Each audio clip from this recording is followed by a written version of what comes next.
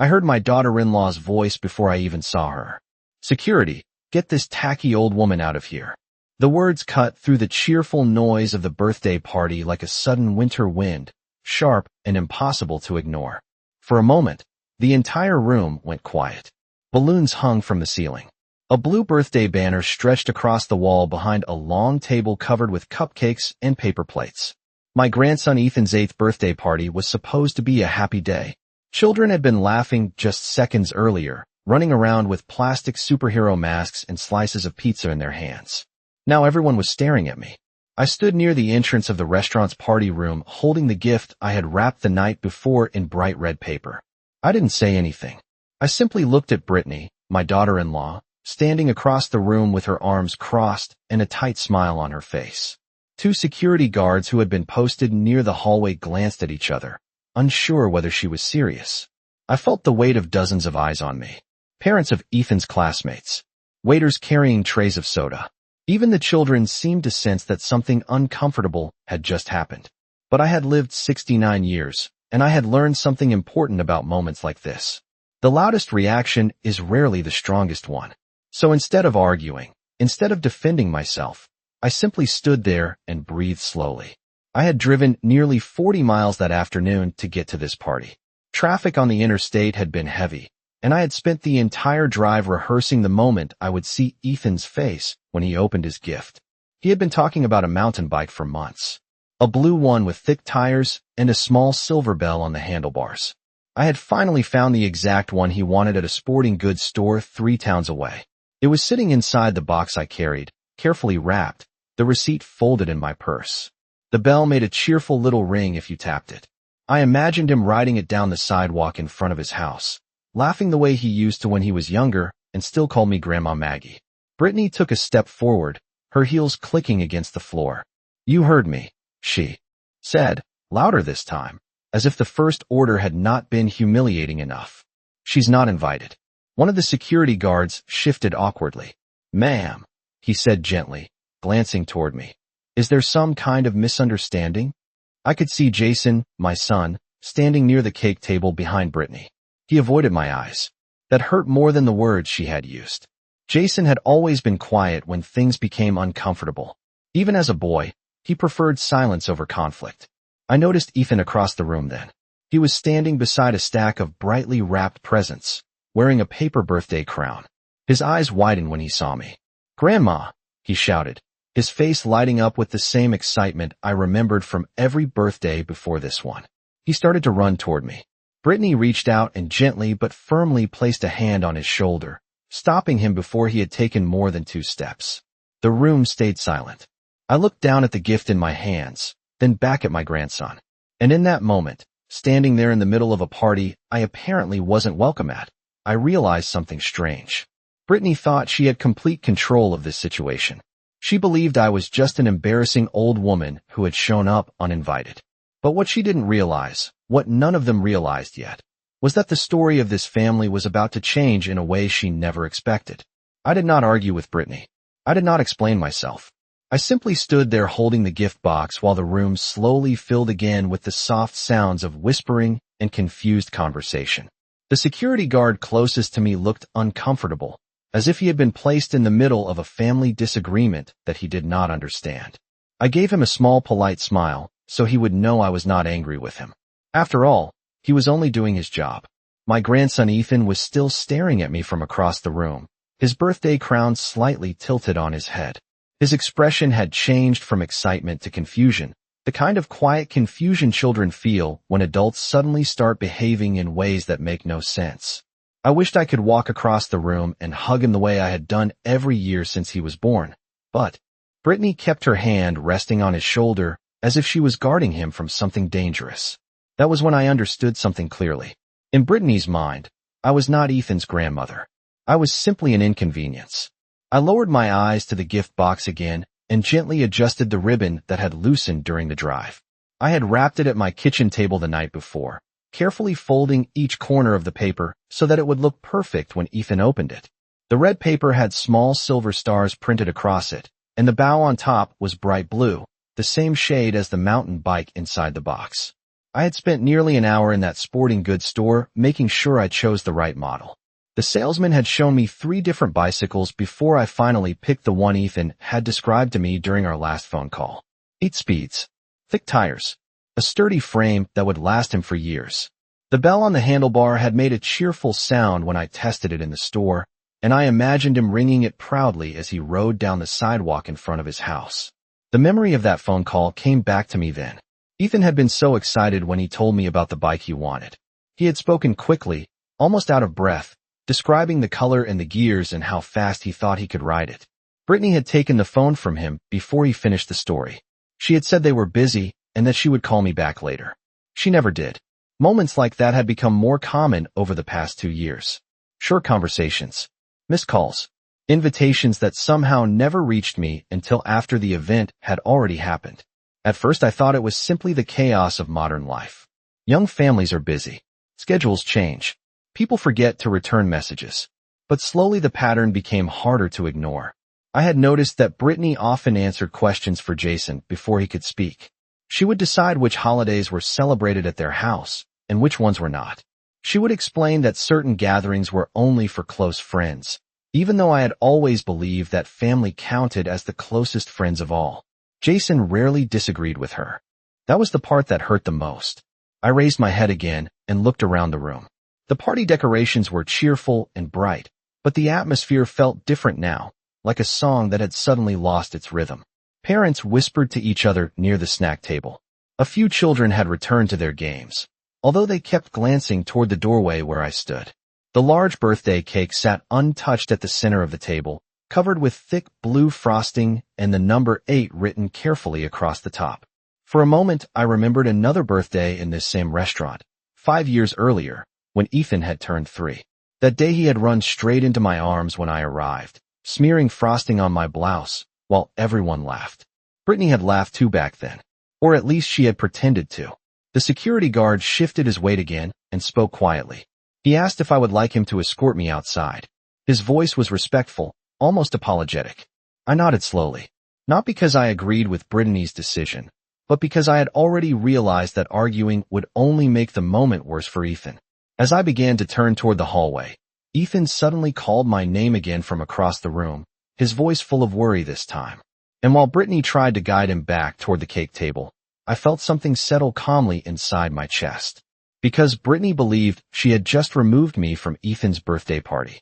What she did not understand yet was that this small scene inside a decorated restaurant was only the beginning of a much larger story that she had not even imagined.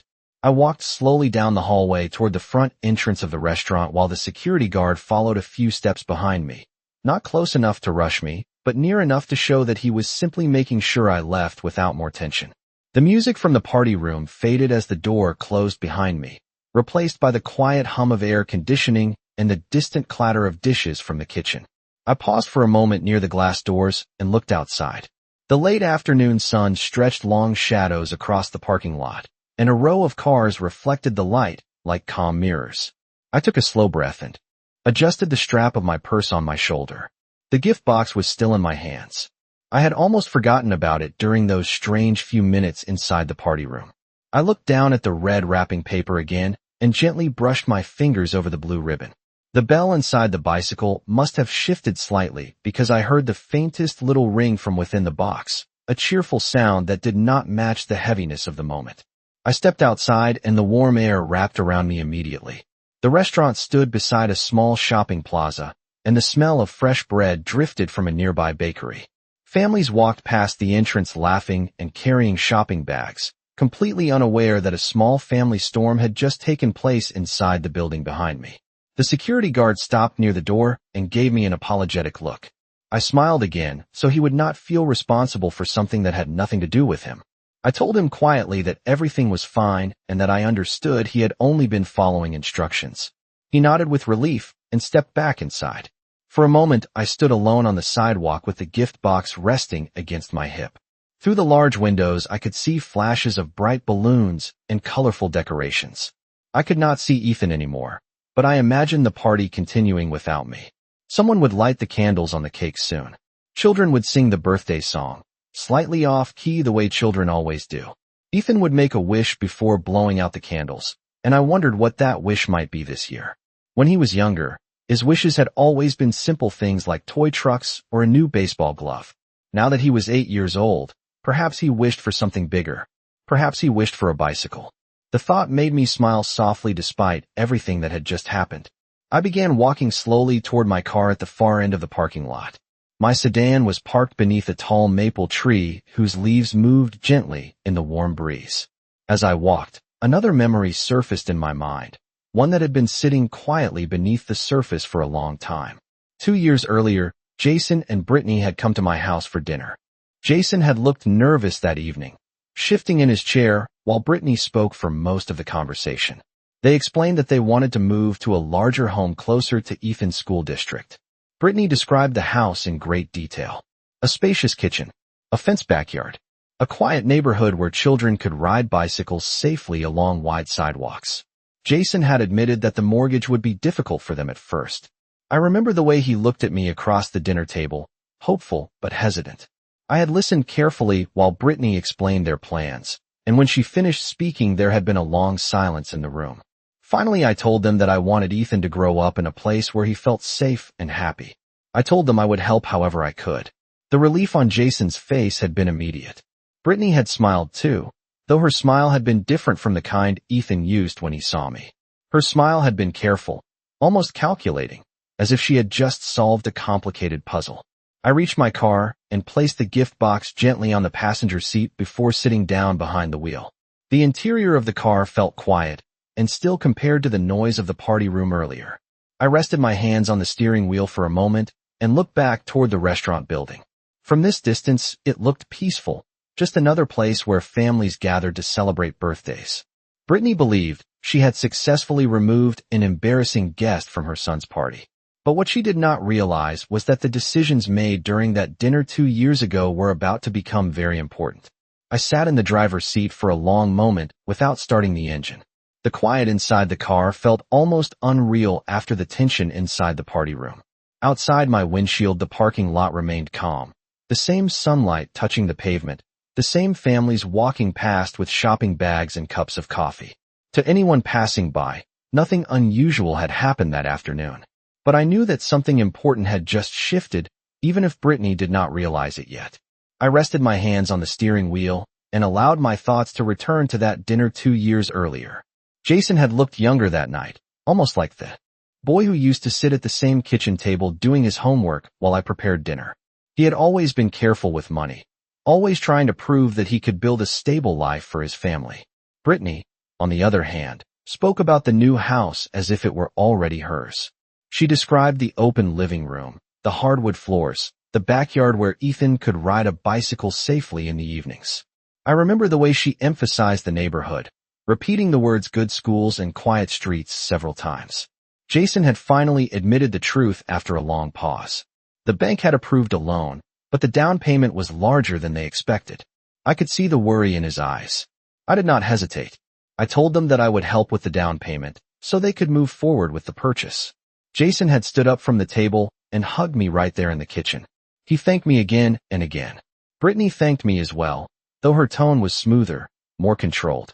She asked several practical questions about how the payment would be handled. Would the money come directly from my account? Would the bank require documentation? At the time, I believed she was simply being responsible. After all, buying a home is one of the most serious financial decisions a family can make. But I also remember another detail from that evening. After dinner, while Jason stepped outside to take a phone call, Brittany remained at the table with me. She looked around the kitchen slowly, her eyes moving from the cabinets to the windows and then to the hallway that led toward the bedrooms. She asked how long I had owned my house. I told her it had been more than 30 years. My husband and I had purchased it when Jason was still a small boy. She nodded thoughtfully and said something that stayed with me even then. She said that owning property was the smartest way to maintain control over the future.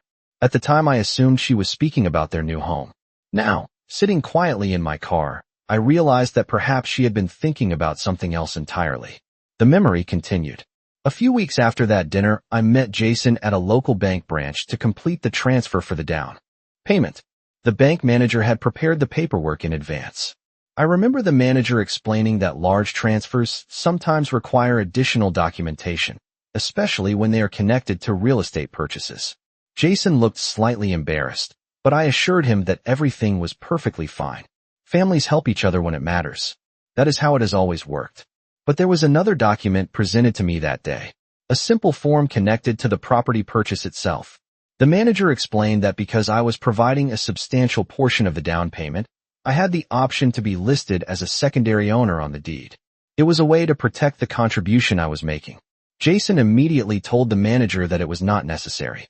He insisted that he trusted me completely and that he would never treat me unfairly. I remember smiling when he said that, but the manager looked at me calmly and repeated that it was simply a standard option for situations like this. I thought about it for only a few seconds. Then I signed the form. At the time it felt like a quiet precaution, nothing more than a practical detail that might never matter. Yet as I sat there in the parking lot outside the restaurant, the engine still silent, I realized that the small decision made at that bank desk 2 years earlier might soon become very important for everyone involved. I finally turned the key and the engine started with a soft, steady hum. The familiar sound filled the quiet space inside the car, grounding me in the present moment. For a few seconds I did not move. My hands rested lightly on the steering wheel while my eyes drifted once more toward the restaurant windows in the distance.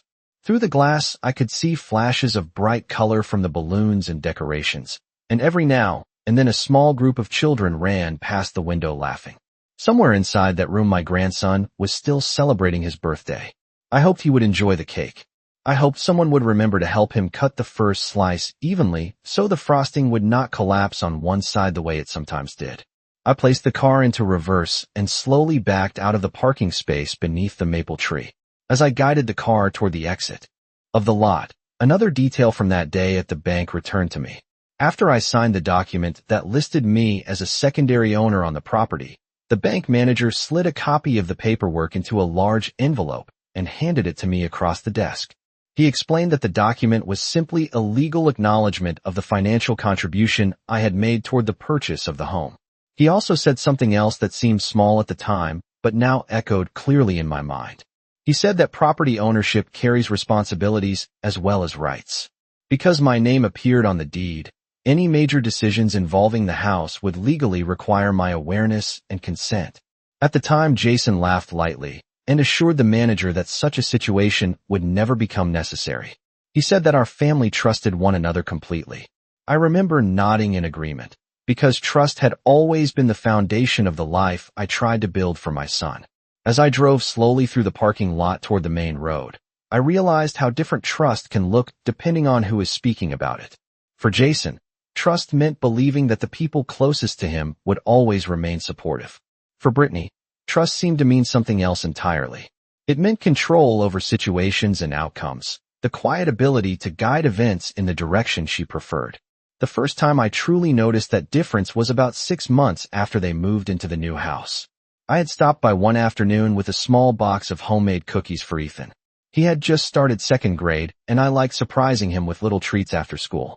When I arrived, Brittany opened the door only halfway and explained that Ethan was busy with homework and could not come outside to see me. Her voice was polite, but there was a firmness in her tone that made the message clear. Visits, it seemed, would now require more planning than they once had. Over time, those small barriers multiplied. Phone calls became shorter. Holiday plans became more complicated. There was always a reason why certain gatherings had to remain small or private. I told myself not to read too much into it. Families grow and change. Children become busy with their own lives. That is the natural rhythm of time.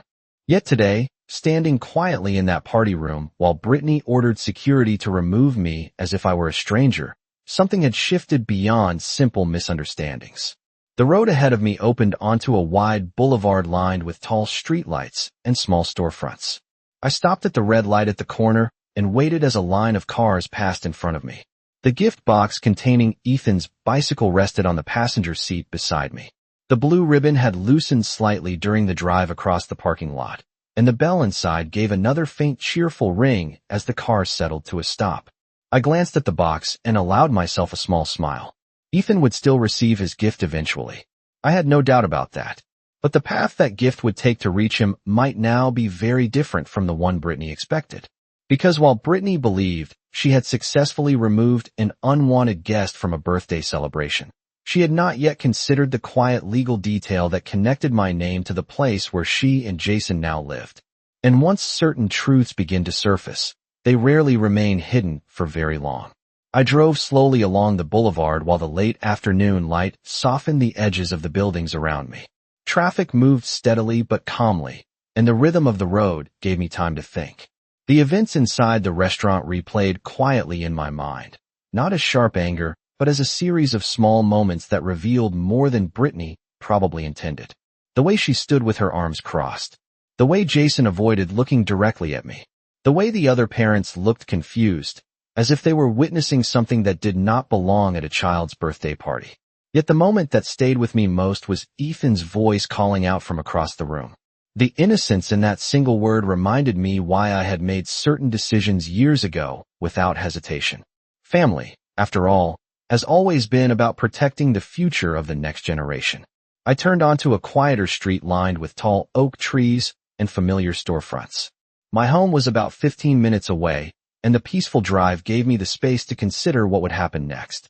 The legal documents signed at the bank had been stored carefully in a folder inside my study for 2 years. I had rarely thought about it during that time. In truth, I had hoped it would remain nothing more than a technical formality that never needed to be discussed again. But circumstances have a way of changing the importance of small details. When the traffic light ahead turned red, I slowed the car and came to a gentle stop. The bicycle box shifted slightly on the passenger seat, and the small bell rang again, a bright sound that felt strangely hopeful. I glanced at it and imagined Ethan riding down his street with the same excitement he had shown when he first told me about the bike. Children see the world with simple expectations. They trust that the adults around them will behave with kindness and fairness. That is why moments like the one in the restaurant matter more than Brittany understands. Children notice how people treat one another, even when adults believe they are too young to understand. The light changed, and I continued driving. My thoughts returned to the conversation with the bank manager. He had explained that because my name appeared on the deed, I would receive official notices connected to the property, tax documents, ownership confirmations, any legal adjustments involving the house. I had received those notices quietly over the past 2 years and placed them in the same folder with the original paperwork. Jason never asked about them. Brittany never mentioned them. It seemed that both of them had simply assumed that the legal detail would remain invisible, tucked away like an old receipt that no longer mattered. Perhaps they believed that time would slowly erase the importance of my contribution. But legal documents do not fade with time. They remain steady and patient, waiting for the moment when someone finally reads them closely. A few minutes later, I turned into the familiar neighborhood where my house stood. The streets were quiet and shaded, the same way they had been for decades. I parked in my driveway and turned off the engine. The sudden silence inside the car felt peaceful rather than heavy this time. I reached over and lifted the gift box from the passenger seat, holding it carefully as I stepped out into the warm evening air. The maple tree in my front yard rustled softly in the breeze, and somewhere down the street a lawn mower hummed in the distance. I carried the box inside and placed it gently on the kitchen table. For a moment, I simply stood there looking at it. The blue ribbon had loosened even more during the drive, but the wrapping paper was still intact.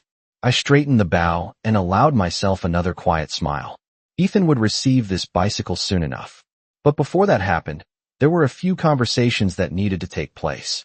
Because while Brittany believed she had ended a situation by asking security to escort me away from a party, she had actually begun something much larger.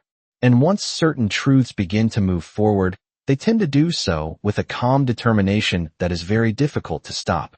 I stood in my kitchen for a long moment after setting the gift box on the table. The house was quiet except for the soft ticking of the clock above the stove, the same clock that had hung there since Jason was a teenager. Evening sunlight filtered through the window above the sink and stretched across the wooden floor in long golden lines. It felt strange to return home from a birthday party so early, especially one that belonged to my own grandson. But there was no anger inside me, only a calm clarity that had slowly settled in during the drive back. I walked down the short hallway toward my study, a small room at the back of the house where I kept my documents and old family photographs. The room smelled faintly of paper and cedar from the wooden cabinet that held most of my files. I opened the cabinet door and reached for the gray folder that had been sitting in the same place for 2 years. The folder was simple, nothing more than a standard document envelope with my handwriting on the label. Property documents, loss and residence. I carried it back to the desk and sat down in the chair by the window. Outside, the branches of the maple tree moved slowly in the breeze. I opened the folder and began to look through the papers one by one. There were copies of the transfer confirmation from the bank, the official deed listing both my name and Jason's name as property owners, and several notices from the county office confirming the ownership structure. Each document was stamped, signed, and dated with careful precision. The language in those papers was not emotional or dramatic. It was calm and factual, the way legal language always is. Yet within those quiet lines of text existed something Brittany had clearly never taken the time to understand. I closed the folder gently and rested my hands on the desk for a moment. The events of the afternoon replayed again in my thoughts. Brittany standing confidently near the cake table. Jason looking away instead of speaking. The security guard waiting awkwardly for my reaction. At the time, Brittany must have believed she was solving a problem. In her mind, she had removed an embarrassing presence from an important event. What she had not realized was that respect and authority do not always come from the loudest voice in the room. Sometimes they come from the quiet decisions made long before the moment arrives. I stood up from the desk and walked back into the kitchen. The gift box still sat on the table exactly where I had left it. I gently touched the ribbon again and imagined Ethan opening the box. His eyes would widen when he saw the bicycle inside. He would run his hand over the handlebars and ring the bell just to hear the sound. I smiled at the thought. Whatever happened between the adults in this situation, Ethan deserved to keep the simple joy of being 8 years old. My phone rested on the counter beside the coffee maker. I looked at it for several seconds before picking it up. There were no messages yet, which did not surprise me. The party would still be continuing. The cake would have been served by now. Children would be gathering their party favors and parents would be thanking Brittany for hosting the celebration. Jason would probably be helping clean up the tables. Brittany would be telling a few people that a misunderstanding had occurred earlier, that I had simply arrived at the wrong time or the wrong place. I placed the phone back down on the counter and poured myself a glass of water. The kitchen window reflected the quiet room behind me. For years I had believed that patience and kindness were enough to hold a family together, and most of the time they are. But there are moments when patience must be supported by something stronger. Responsibility, boundaries, truth. I returned to the study with the folder still in my hands and placed it carefully on the desk again. Tomorrow morning I would make a phone call. Not a dramatic call, not an angry one. Simply a calm conversation with the attorney who had originally helped review the property paperwork when the house was purchased. Because the situation that unfolded in that restaurant had quietly activated something Brittany did not know existed. And once that process began, it would move forward with the same steady certainty as the documents resting on my desk. I woke early the next morning before the sun had fully risen above the maple trees outside my window. The house was quiet in the gentle way mornings often are, when the world feels paused between yesterday and whatever will come next. I walked into the kitchen and started the coffee maker, listening to the familiar sound of water heating and dripping slowly into the glass pot. While the coffee brewed, I stood by the window and looked out at the street. A few early commuters passed by, their cars moving steadily toward the highway, unaware that a quiet decision was about to reshape the future of a family they had never met. I carried my coffee into the study and sat down at the desk where the gray folder waited exactly where I had left it the night before. The morning light through the window illuminated the documents in a clear, steady glow. I opened the folder again and reviewed the pages carefully, even though I already knew what they said. The deed listed 2 names as legal owners of the house, where Jason and Brittany lived. Jason Lawson and Margaret Lawson. The language was precise. Ownership shared equally unless otherwise adjusted through a formal agreement. I closed the folder again and reached for my phone. The number I needed was saved in my contacts under a simple name. Mr. Daniel Collins. He had been the attorney who reviewed the purchase documents 2 years earlier when the house was bought. At the time, he had recommended that I keep copies of every record related to the property. I remember him explaining that good documentation protects everyone involved. At the time, I believed it was simply professional advice given as part of his job. Now I understood the deeper wisdom behind that calm suggestion. I dialed the number and held the phone to my ear while the line rang. After the third ring, a familiar voice answered with a polite greeting. I introduced myself and explained that I hoped I was not interrupting his morning. Mr. Collins remembered me immediately. His tone remained warm but attentive, the tone of someone who understood that unexpected phone calls about legal matters rarely happen without reason. I briefly described the situation that had occurred the day before. I did not raise my voice or exaggerate the details. I simply explained that a family disagreement had revealed that certain assumptions about property ownership might need clarification. Mr. Collins listened quietly without interrupting. When I finished speaking, he paused for a moment before responding. He reminded me that because my name appeared on the deed, any changes involving the property required my awareness and approval. He also explained that if the relationship between the listed owners had become complicated, there were several legal options available to ensure that responsibilities and expectations remained clearly defined. His words were calm and professional, but they carried a quiet certainty that made the situation feel less confusing. I thanked him and asked if we could meet later that afternoon to review the documents in person. He agreed without hesitation and suggested that I bring the original folder so we could confirm every detail together. After the call ended, I placed the phone back on the desk and looked once more at the papers in front of me. Nothing about those documents was dramatic or emotional. They were simply statements of fact, written and signed years earlier during a moment when everyone believed they were working together toward the same goal. Yet facts have a way of becoming powerful when they are finally acknowledged. I stood up from the desk and returned to the kitchen to pour a second cup of coffee. The bicycle box still rested on the table, the ribbon slightly crooked but the wrapping paper still bright and cheerful. I imagined Ethan's reaction when he finally opened it. That moment would still come, but the path leading to it would now include a conversation Brittany had never expected to have.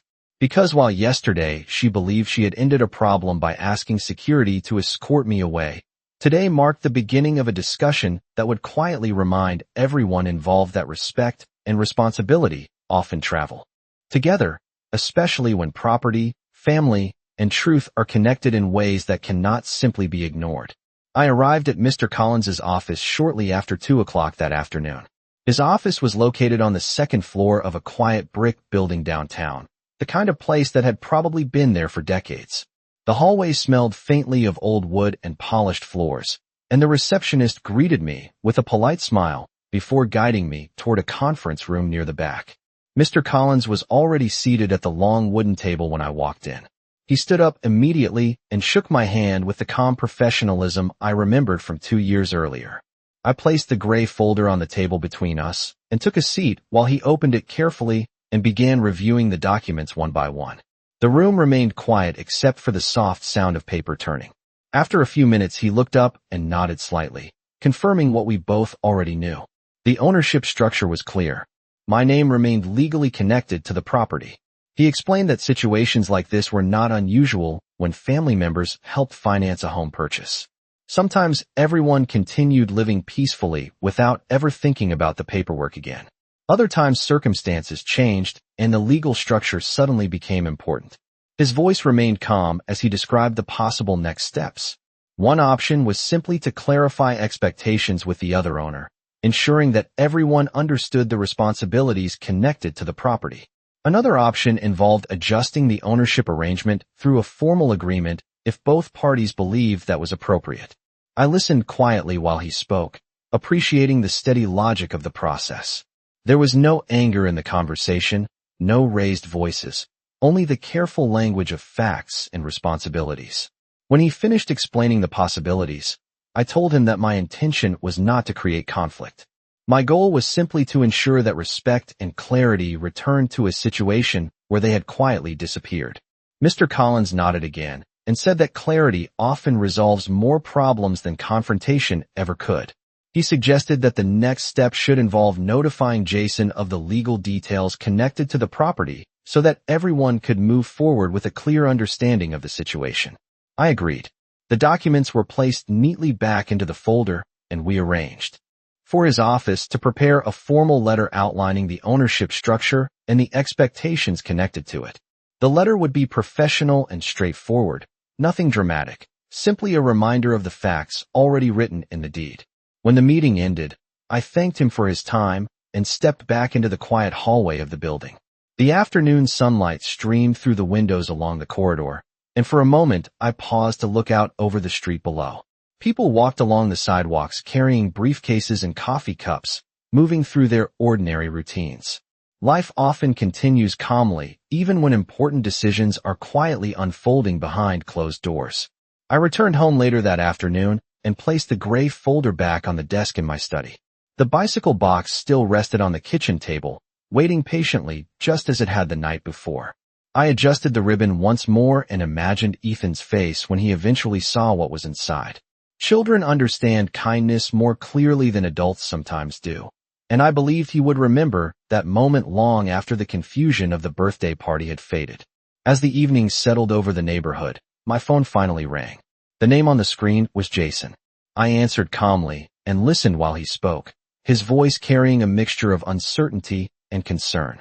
He mentioned that Brittany had told him something unusual happened during the party, but he seemed unsure how the situation had grown so uncomfortable. I did not raise my voice or repeat the words that had been spoken in that crowded room. Instead, I told him that there were some documents related to the house that he might want to review soon, and that Mr. Collins would be sending a letter explaining everything clearly. There was a long pause on the other end of the line after I said that. Sometimes silence reveals understanding more clearly than any argument could. When the call ended, I placed the phone back on the counter and looked around the quiet kitchen. The events of the past 2 days had changed something important, but not in the dramatic way Brittany probably expected. Respect does not come from shouting the loudest or controlling the room. It comes from the quiet strength of truth, responsibility, and the decisions we make long before anyone else notices their importance. In this emotional story, about family relationships and respect, a grandmother arrives at her grandson's birthday celebration expecting a joyful moment with the child she loves, only to face humiliation when the daughter-in-law orders security to remove her from the party in front of friends and neighbors. The quiet dignity of the grandmother becomes the center of this powerful narrative as the situation slowly reveals deeper truths about loyalty, gratitude, and responsibility within a modern household. This compelling example of family stories explores how small moments of disrespect can uncover hidden tensions that have grown over time, showing how the grandmother once supported her son and his household during an important turning point in their lives. As the events unfold, the daughter-in-law believes she has solved a problem by removing an unwanted presence from a celebration. But the grandmother calmly reflects on the past and the legal decisions that were made when the family purchased their home. Viewers who enjoy thoughtful and dramatic family stories will recognize the quiet strength of a character who does not argue or raise her voice, but instead relies on patience, memory, and truth.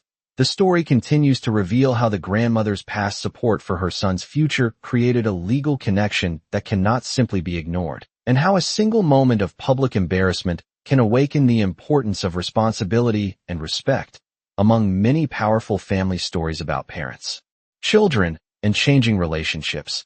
This narrative highlights the emotional complexity that can arise when gratitude fades and assumptions replace communication.